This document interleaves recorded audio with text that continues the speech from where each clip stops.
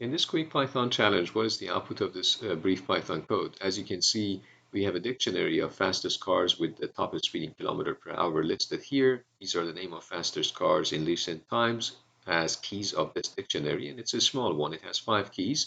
In front of each key, as you can see, there is the top speed in kilometer per hour. For example, Bugatti Chiron has 490 reported top speed of kilometer per hour. Then what we are doing is after defining this dictionary, we are asking the user to input the name of a car, and then we use that name of a car in this if-else statement to figure out an operation.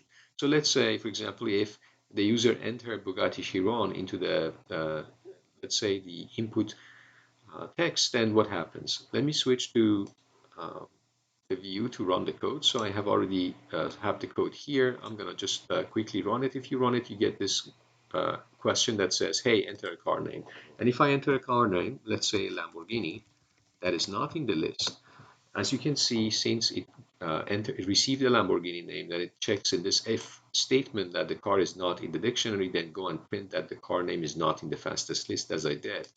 So that is working correctly. Now let's say if I rerun the code and ask for the name this time, let's run enter Bugatti as it is in the list, Bugatti and Chiron. And as you can see, since it's able to find in this if statement, it's able to find the name of Bugatti Chiron as one of the keys of its dictionary here, then it would just grab the value, which is the top speed 490, and then print it here because it says if car is in among the keys of dictionary, then print name of the car speed is supercar speed value of the dictionary for that corresponding key, which is the car name. So that's why I pick up 490 and print it.